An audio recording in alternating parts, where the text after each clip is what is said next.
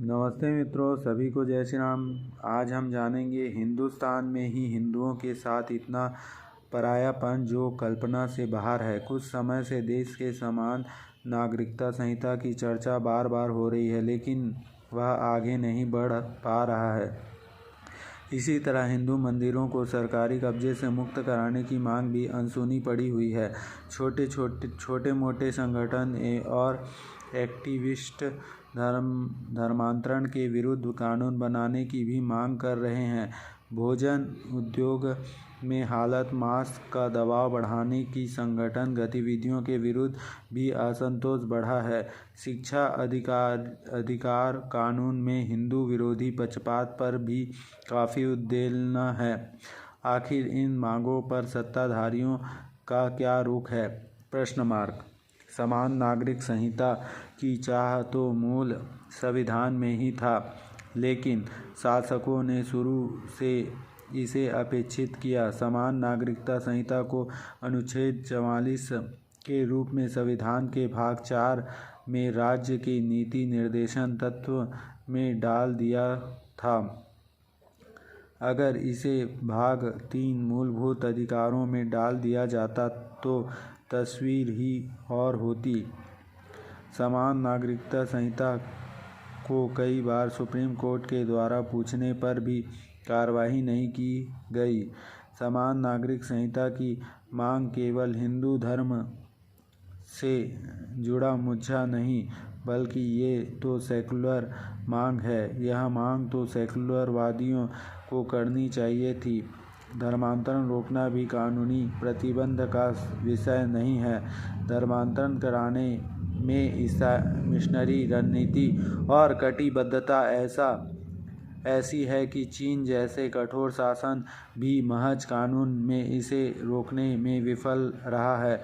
अब धर्मांतरण रोकने के आसान रास्ते की आस छोड़नी चाहिए। इसका उपाय शिक्षा और वैचारिक युद्ध में है। उससे कतराकर संगठन धर्मांतरणकारियों से पार पाना असंभव है।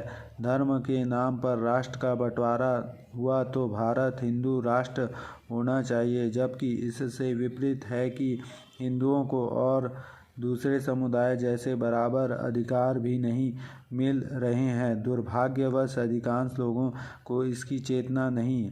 हालिया समय में संविधान के अनुच्छेद 25 से 31 की हिंदू विरोधी व्याख्या स्थापित कर दी गई है। अनुच्छेद 25 से 28 के अंतर्गत धार्मिक स्वतंत्रता का अधिकार वर्णित है। अनुच्छेद 29 से 30 में संस्कृत और शिक्षा संबंधी अधिकार वर्णित है। अनुच्छेद 25 अंतःकरण की और धर्म को आबाद रूप से मनाने, आचरण और प्रचार करने की स्वतंत्रता। अनुच्छेद 26 धार्मिक कार्यों के प्रबंध की स्वतंत्रता।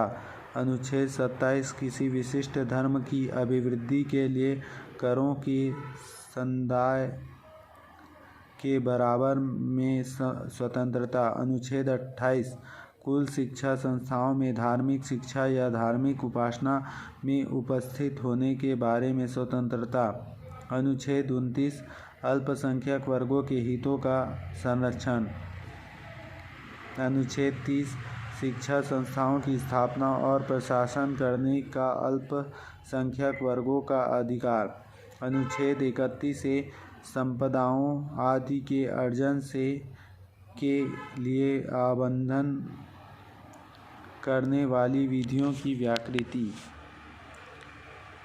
अनुच्छेद 31 बी कुछ अधिनियमों और विनियमों का विधि मान्यकरण।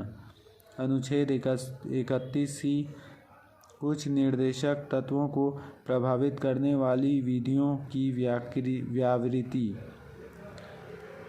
पर दुर्भाग्यवश कई शैक्षिक, सांस्कृतिक, सामाजिक अधिकारों पर केवल गैर हिंदुओं यानी अल्पसंख्यकों का एकाधिकार बना दिया गया है। सरकार हिंदू शिक्षण संस्थाओं और मंदिरों पर मनचाहा हस्तक्षेप करती है और अपनी शर्तें लादती है, परंतु वह ऐसा गैर हिंदू संस्थाओं पर नहीं करती।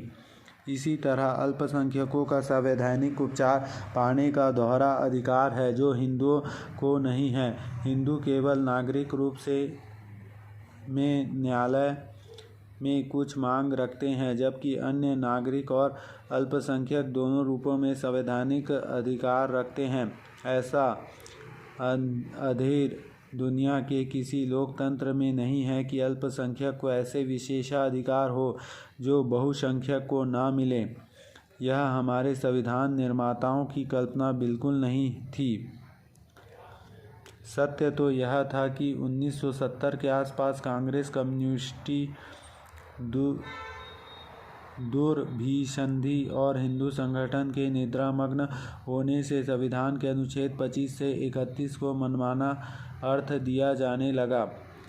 1976 में आपातकाल के दौरान संविधान के 42वां संशोधन करके उद्देशिक में जबरन सेकुलर शब्द जोड़ने से लेकर दिनों दिन विविध अल्पसंख्यक संस्थान, आयोग, मंत्रालय आदि बनाकर अधिक सरकारी संसाधन मोड़ने जैसे अन्यायपूर्ण कार्य होते गए।